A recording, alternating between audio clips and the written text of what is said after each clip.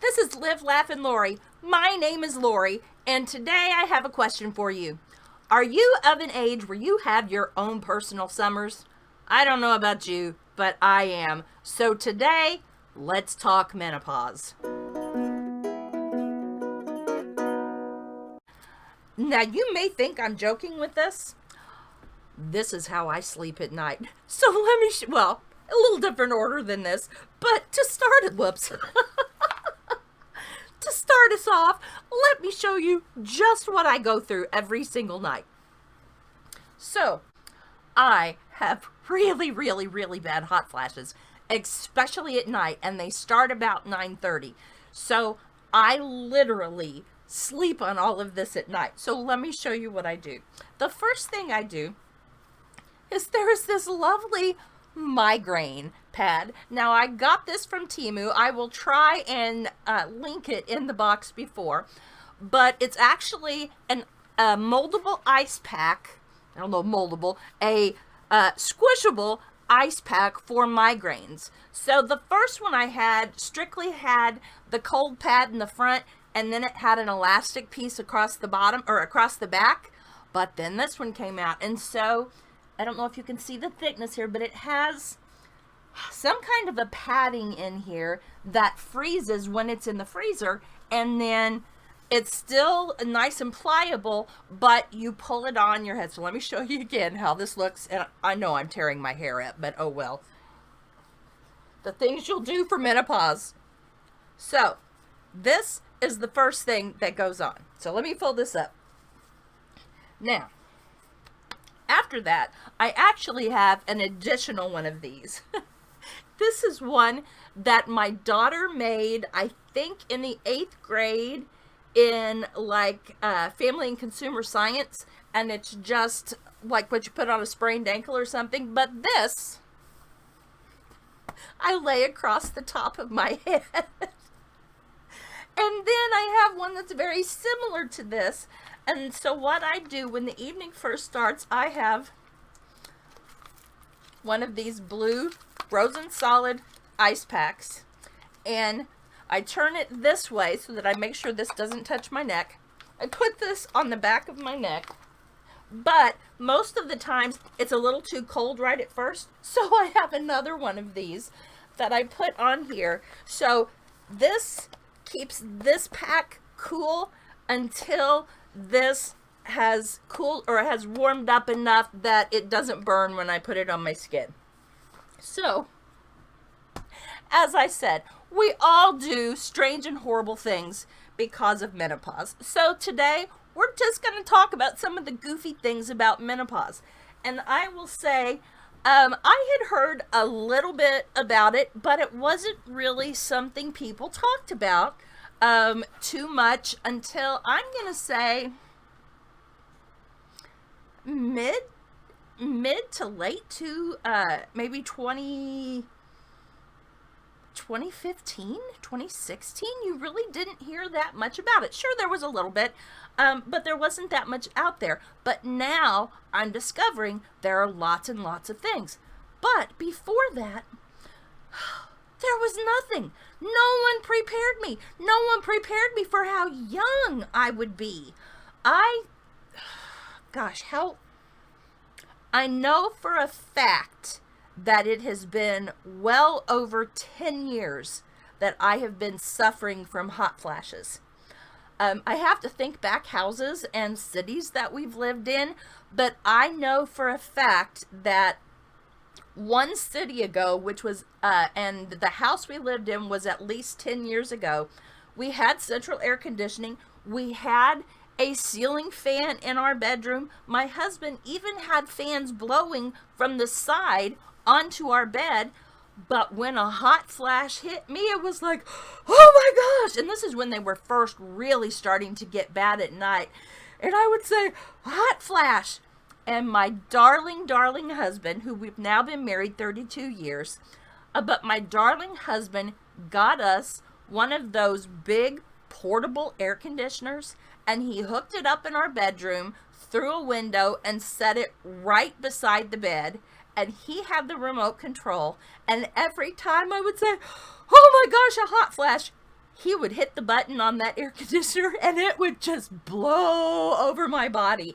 Or he might hold the sheet up so that it was catching all the air conditioning coming in to blow all over my body. I'm sorry, I've got this ice sitting here in my lap. I just want to hold it against my face. It's been one of those days. As I told you before, I live in Arizona and it's still staying up about 110, and I have a little convertible with a black rag top on it, and I had to go out and do some professional development training today, and the training started at 1:30, which is in the middle of the hot. Well, my poor little car, you get in, and even if you run the air conditioner for a while first, because it has that thin black top on it, it's just like you are being baked in this little black oven. So, and it was only like an 8-minute drive, but by the time I got to that school, I just had like a river running off of my nose. And then I started having hot flashes on top of it.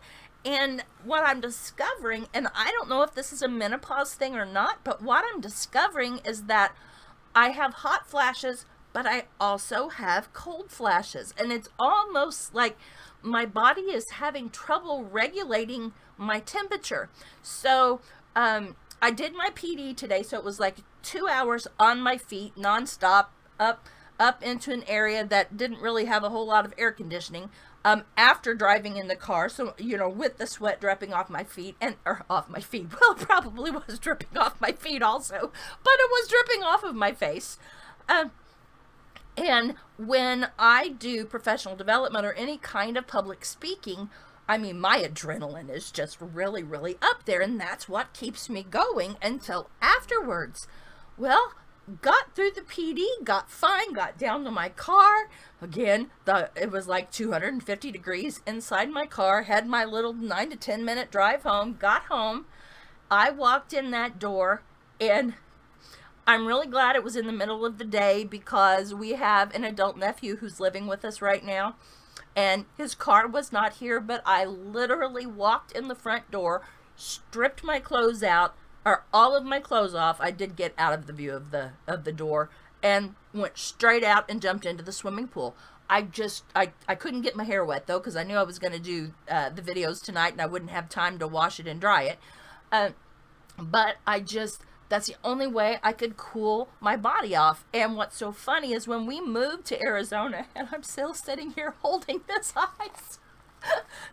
I guess I could hold it back here for this entire video. I've just really had trouble regulating my heat today. But anyway, jumped in the pool for a while. It was like, cooled my body off, then came in, and I've been freezing ever since. And it's like, what is the problem here? So I get really, really hot. It takes forever for me to actually get my temperature down. And then once I get it down, it's like it doesn't want to come up. It's like I'm cold on the inside, and I can't stand to have like cold air blowing on me from the fans or the air conditioner. It can't touch me. So it's really weird. But then I come in here and I sit down and turn on my lights, and the adrenaline gets to pumping, and well, now I just want to rub the ice all over my body again.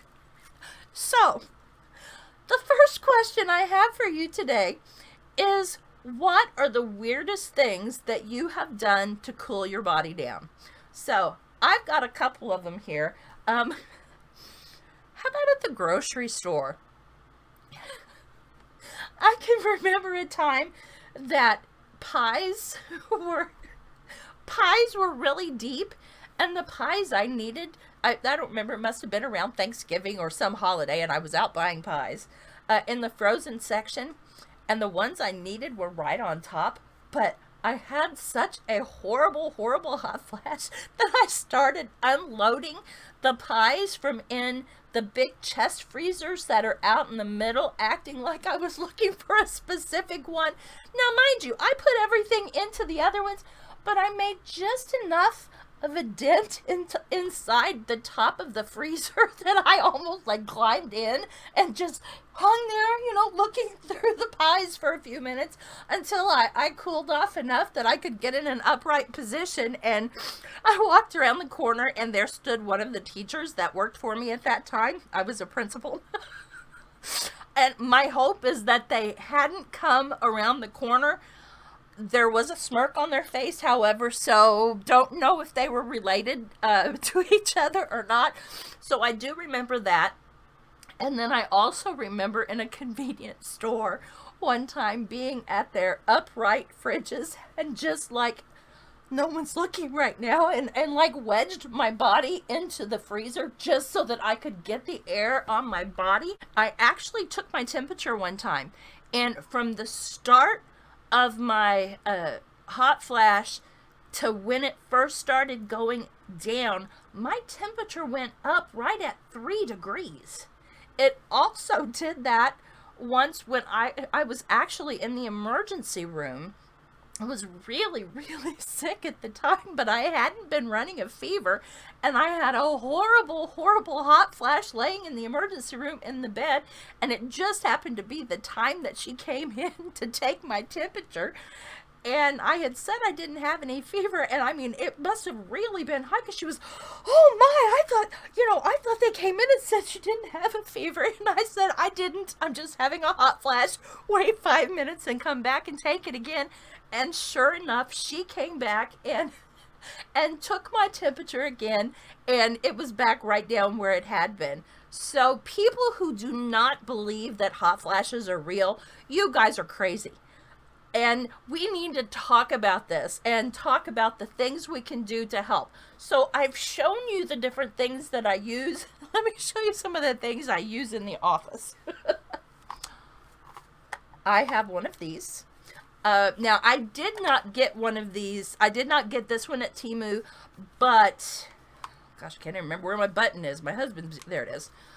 But it has different speeds on it, and you wear it around your neck, and it blows on your face, and it's wonderful. But it does really tickle my ears, and I have really sensitive ears, so I have to be careful how I wear this. But, I mean, you could wear it like this. You need, oh... That's lovely. So anyway, there are these wonderful ones. Now, as I said, I actually bought one of these first time for a Christmas gift with the real estate agent that I was, or agency that I was working with at the time, for Christmas this year. Rather than doing Secret Santa presents, they decided to adopt a cause, and I can't even remember what it was. And maybe it was lupus. That's how long my day has been today. But anyway, we adopted a cause, and there were local people, and they put in there the things that they would really like that would help them with living with the conditions that came with their illness and their condition. And so this was one of the things that was on there, and the comment was about how, you know, it was almost hot flashes and this just uncontrollable heat. I thought, hey, I resemble that remark. So I ordered one for myself. So I got this one from Amazon, but I will say they also have these on Temu, and they are quite a bit cheaper.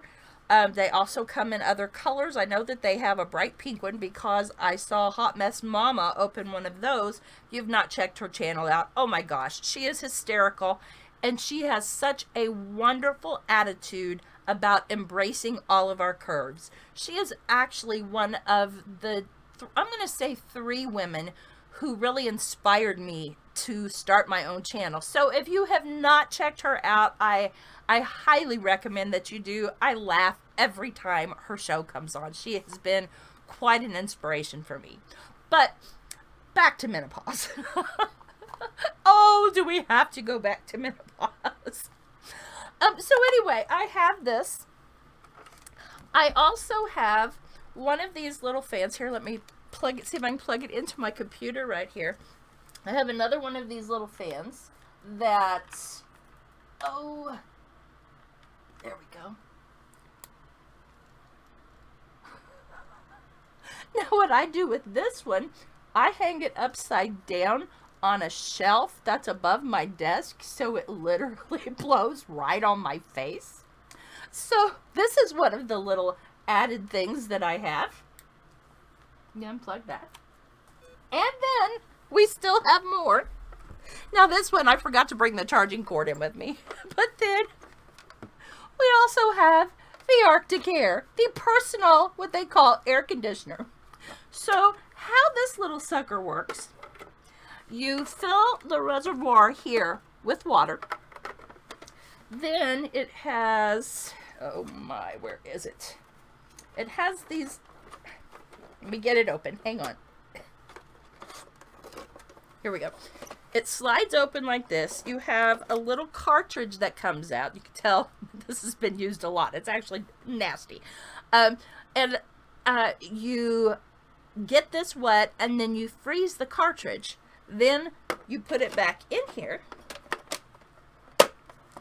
close it back up, and you turn it on, and it blows the cool air through this, and then the air is cold, and well, yeah, this is blowing on my side. So these are the things, plus ceiling fans, plus standing fans that I've had to share through the years with people in offices. But yeah, these are the crazy things that we have to do just because we have what I think is the greatest line that I've ever heard, is we have our own personal summers. We take them with us wherever we go. It's just a shame we can't call them up when we want them and get rid of them when we want them.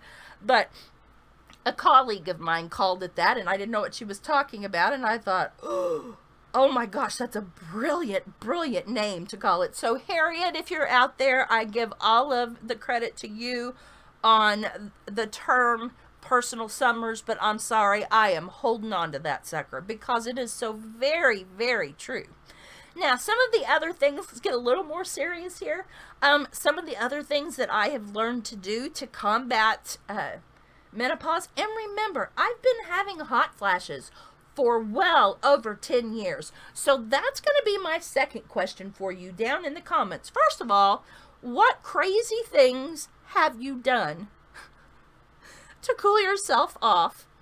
Second, what things have you really done like these that have actually worked? Third, how long have you had hot flashes? And please don't tell me it's going into the 15 and 20 years. I will tell you, my oldest sister completely missed it. She completely missed it. She went to the doctor, and I think she was like pushing 50 maybe, and she thought she was pregnant, and she went in and had a pregnancy test done, and they were like, no, you're done with menopause. And she's like, no, I haven't had any symptoms whatsoever. And they're like, well, you're done. So yeah, that happened. And then there's me who, oh my gosh, everything. Now I will say what I've not had are the massive mood swings. My family may say differently, because I have had to be on medication for years, but it wasn't because of menopause that I went on it. It was more because of learning to swim in the lemonade. So if you haven't watched the first, I'm gonna call it the first episode of the story of my life, that's just gonna like kick you off. And wasn't too long after that I needed to go on something because I started suffering from severe anxiety and depression. So I've been on multiple things through the years. If I think of how old I was at that time,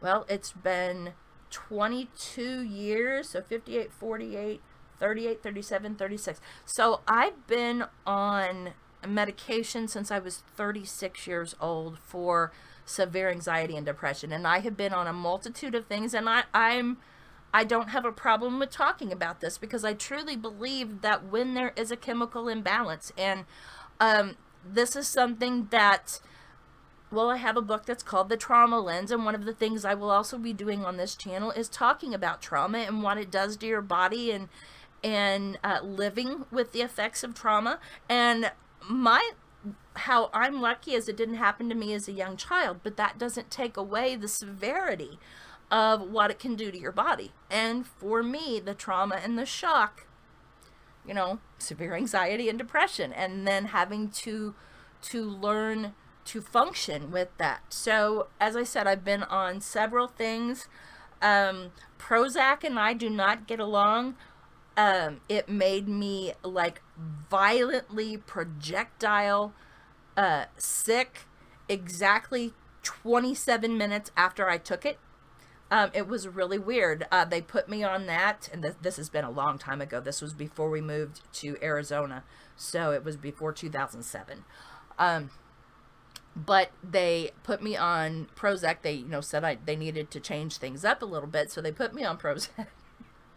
And it always took right at 2 weeks, and I would be fine. And then at nighttime, it hit the same time every single night, and I took it the same time every morning. I took it at night back then. So I would take it every night, exactly 27 minutes. I would be in the bathroom, and okay, this is going to be too much information, but I'm a quiet vomiter, where my husband's like, ooh! I do it very quietly. Except when I'm on Prozac, because I felt like Linda Blair in The Exorcist and the pea soup, just like, blah, the first time, and there was no controlling it. And so they were like, oh, well, it's just too strong. And then they took the dosage down, and again, 2 weeks, hit me again, 27 minutes, and then they lowered the dosage again, and it did the same thing. So there is something in Prozac that I cannot take. But I've done different things through the years. For more than 10 years, I've been on venlafaxine now. And that seems to do the job. I will say that there was a point of time. Let me grab my drink here. Hang on just a second. Okay. There was a point after our second child was killed. And this was Jeffrey died in 2015, and then, okay, to give you an idea of my life, I'll just kind of give you a little scenario here. Our son was killed in January. I had a national speaking engagement in Florida, Fort Myers, somewhere, one of the forts, not Fort Lauderdale, I remember that, it was a little north of that. No, it was in Jacksonville. Anyway, I had a speaking engagement while we were in Florida. My husband had what they called a TIA at the time, where he lost all of his vision from about the center of his eyes up. He was outside smoking a cigarette because the hotel did not allow smoking. And he was doing what he shouldn't have been doing. And he was outside smoking and lost his vision. And my guess is if it had been something else, he probably wouldn't have told me. But because it was his vision, it freaked him out. And so he came in, he said, something's going on. And I'm like, what? And he's like, I lost my vision. So we went to the emergency room. His carotid artery was blocked more than 98%. And so they wanted to do emergency surgery, but he said no because he thought he was going to die there and didn't want me to be halfway across the country by myself for him to die. So they said, we don't know if you'll make the flight home. And he said, well, we're just going to chance it. And so we waited the few more days in the hotel, and this whole time I'm on ready because I expect him to die because he can't fly now. And so when we were able to get back into Arizona, we immediately went to his vascular surgeon, and they were like, oh my gosh. So then we immediately went to the hospital, and they did emergency surgery on his carotid artery right here, popped it all open, laid it open like a worm, cleaned it out, sewed it all back together, 24-hour stay. Then they sent us home. Now remember, we had just landed from Florida, gone to the hospital, 24 hours in ICU, stuck us in our car. We drive the 2 hours home, and I haven't slept since we've hit the ground. The only sleep I've had is when we were on the airplane. And I know this has nothing to do with menopause, but we just went off on this rabbit, so we're just going to continue it. So they take him into surgery, which they say is going to be, I don't remember. It was supposed to be like maybe 2.5 hours, and it ended up being like 4.5 to 5 hours. They come literally running with him out of the surgery area door. Somebody hits the doors in the waiting room and said, "Our last name. If you're with him, come on." And so I jump up and I go and I follow him, and they're going to one elevator and I'm going to the other. And, they have to stop, so I catch up with him. And I go up to my husband, and, and he's like this. And I'm like, "Honey, how are you feeling?" And he said, "With my fingers." So I knew he was okay because he had his sense of humor. And then they went into their elevator, and I had to go have the other ones. And that's kind of when I had my nervous breakdown in the elevator. I got on the elevator, and I mean, my adrenaline had kept me going for days. And so I'm in the elevator, and there's this woman that's in there, and I get in, and I know I had to just looked horrible. And she said, and she was an older woman, and she looked at me, she said, "Honey, you just look like you really need a hug. Can I hug you?" And I'm like, "Yes." And I am not a huggy person. Like, people would hug me just because they want to see me get a little heebie-jeebie. That's just not how I was raised. And it's very different than that in Arizona. And people really try and push it with me because they know I'm so uncomfortable. But that's a story for another time. But anyway, so she hugged me, and I had my meltdown in the elevator. And this is not the first time I've had this kind of excitement with Brad. But, so, again, 24 hours in the emergency room, or 24 hours in ICU. They send us home. We've got a 2-hour drive home. I've not slept in a couple of days by this point.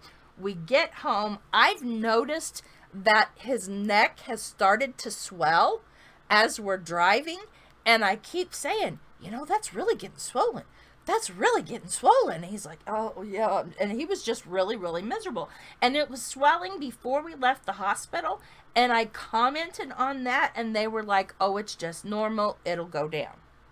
No, it wasn't normal, and no, it wouldn't go down. By the time we got home, like I said, it was about a 2-hour drive.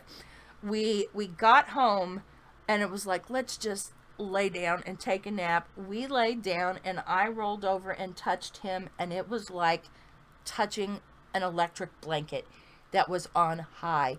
He was so hot, it burned my hand to touch him. Okay, maybe I'm a weenie, but he was so hot, I like jerked back. And I was like, "Oh my gosh, you have a raging fever." And so I rushed him to the hospital. By then, he looked like he was half orangutan. I'm not joking. This whole side of his neck was out to about the center, and then it was in like this. And I don't know if because of how it's set here, as I've said before, he broke his neck back in 2007, and story for another time. And when they fixed it 3 months later, they went in from the front. And so his cadaver bones and things went in from the front here. So I don't know if it was scar tissue that built up. But anyway, because of how he was swelling, it was starting to cut off his oxygen, apparently. And from here over, I mean, literally, his neck, like, did this down to about here. And then this side was almost normal. So we get to the hospital. The doctor in the emergency room said, "I have no idea what's going on. Normally, infections from surgery don't kick in this quick, but you know what? We're just going to hit him with everything we've got." So she gave him what she said was every kind of antibiotic they had in the hospital. They called Life Flight, and they literally life flighted him back to the hospital that we had been in 2 hours away. And they said, "You need to go home, take a nap, and then you meet us there." So I went home. I tried to take a nap. You can't do that. They're life flighting him. So yeah, I went home. didn't even think of packing a bag. I just went home. I think I called the kids, jumped in the car, and then I think I grabbed me something to drink, jumped in the car, and then I flew back to the hospital. And they kept him for about a week after that, and it was an infection in the incision. And remember when I told you that smoking part about how this all started? Well, because he was so ill and it hurt so, this all hurt so bad, he was like sleeping and out of his head for days. So he missed the entire withdrawal, the physical withdrawal from his cigarettes. So when he got out of the hospital, he had not gone through all of the issues with cigarettes that we had, the many times that we have had to take him to the hospital before this. And that he's been in there. That we have found him out, like sitting on the back of an ambulance with his butt hanging out and an IV pole and a cigarette hanging out of his mouth. So, life has been an adventure with my husband, which is why I'm doing the Learning to Swim in the Lemonade series, is because life really has been an adventure. And I don't even know how we got on this subject, because we were actually talking about menopause. I am so sorry. I'm going to have to go back and figure out how we got here. I hope you've enjoyed the story. But there was one other thing that I was going to get to. I had a partial hysterectomy back in another accident of oh, I know how I got there. We were talking about that year. Okay, so we're going to go back to the other one in a minute. That particular year, he almost died from, first of all, from the carotid, then from the infection, then apparently I really didn't eat or drink anything, almost nothing that whole week that I was there at the hospital with him, because I was still, is he going to die? Is he going to die? I went, I think, to Ross Dress for Less and bought a couple of outfits that I could just, like, switch out. But, like, I didn't get a hotel. I slept, like, curled up in his room. Did not leave his side at all. And then we came home, and I had just gotten a granddaughter. And so they brought the granddaughter over to see me. And this is how I do. I am really strong through a crisis. But when the crisis is over, I kind of fall apart. So they brought my granddaughter over to see me, and I was just playing with her. She was probably about 6 months old at this time. And I'm just playing with her, bouncing her, and it hits me. And I don't know what it is, but I can just feel something overcome me. And I'm like, take her. I'm going to drop her. And it was like from my head all the way down through my guts, I just suddenly felt violently ill. And so I ran back to our bathroom, and both ends. But all we can figure is I was so dehydrated that I ended up laying on the floor, on the tile floor. And Brad comes in and looks at me. He's like, "What's wrong with you?" I said, "I don't know. And I'm having really kind of trouble talking. And so he's like, "Well, let's go to the hospital." And I don't know if we need to go or what. I just know that there's something wrong with me. So I get up, and he's not supposed to drive, and I'm not capable of driving, and our kids are leaving. And so we get to the door, and it hits me, and I just like crumple down to the floor again and lay there for a few more minutes. And it's like, we gotta go. So he, having just gotten home from the hospital from the infection carotid artery, he drove me to the emergency room. We get there, they take me back, and they're asking me what's wrong. And I'm unable, like, I can answer their questions in my head, but I can't get it out my mouth. And I'm sitting here beside her, and she's asking me these questions, and finally she says, "Well, I can't help you if you can't answer my questions." Finally, I'm able to get out of my mouth, "I can't communicate And the next thing I know, I'm laying on a gurney and I'm down in one of the rooms. I'd passed out. My blood pressure bottomed out, and I was just severely dehydrated. And I'm sure the anxiety and everything just over that past week and a half. And then things just kind of kept going like that for about the rest of the year, and then physically that's when it all took a toll on my body, and basically the doctor said quit your job or have a heart attack, and die. It's your choice. And so that's when I retired from, or not retired, that's the first time I stepped down from being a principal. So anyway, this is my life, which is why I have been on venaflexin for years.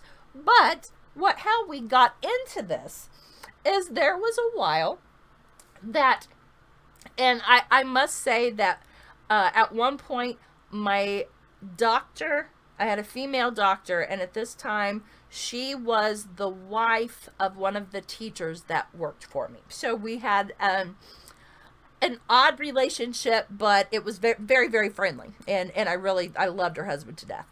And so I go to her, and we're talking about my anxiety and depression, and it was right after all of this, and it was the anniversary of our of when our daughter was murdered, and it just was kind of overwhelming me. And so I went to her and I said, we may need to do something different. I don't know what it is. I don't know if it's menopause. I can just tell something's different. And so she added, we switched my medicine to something else. And the next day I took this medicine, and and I woke up that day and I took my medicine, and as I'm sitting here looking at I'm thinking I look like a lizard, everything like this, and I went 100 miles an hour all day long. I think I got up, and I wasn't exercising heavy at this time. I think I did Billy Blank's, like, it was one of the kickboxing workouts. I think I did that through like 3 times. I did 2 or 3 other things. I cleaned my house. I mopped the floors. I'm just bouncing off the walls. And finally, I messaged the doctor and I said, I don't know what's going on, but there is something crazy going on in my body. And then I get back, oh snap, I forgot you were in menopause.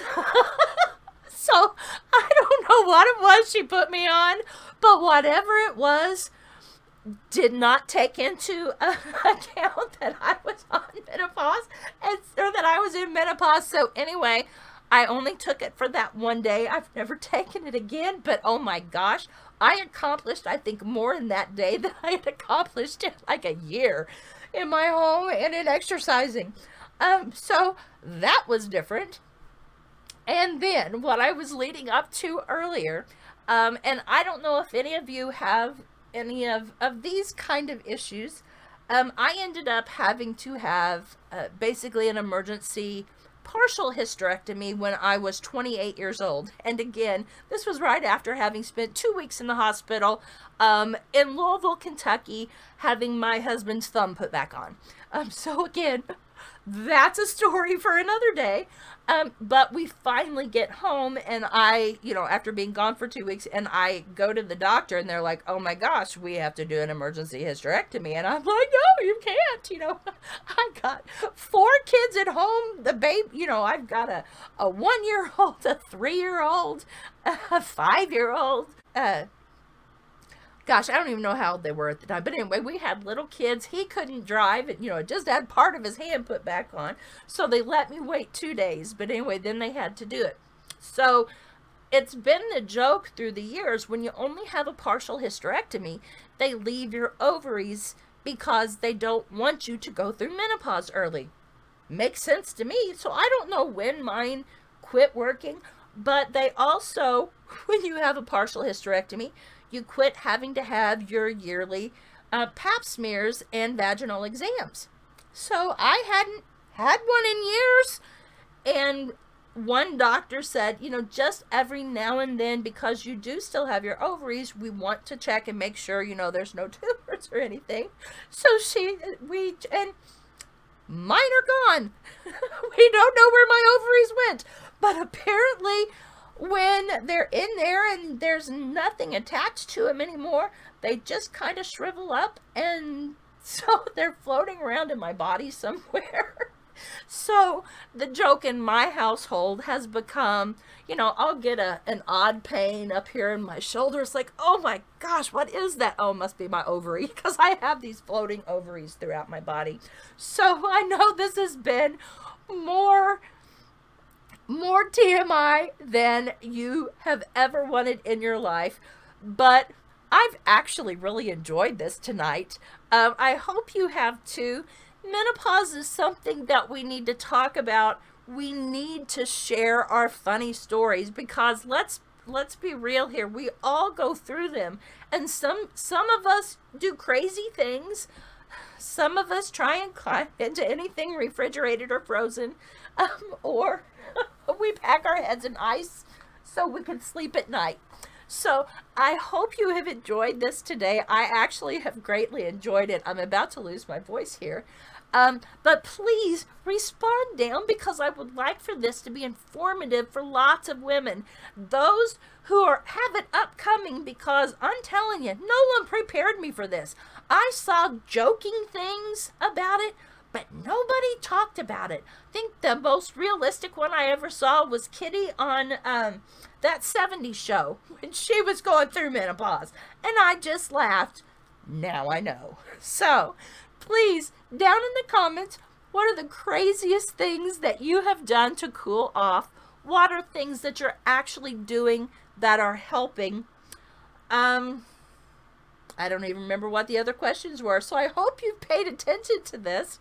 But please, just share your stories. Let's get a good laugh out of this.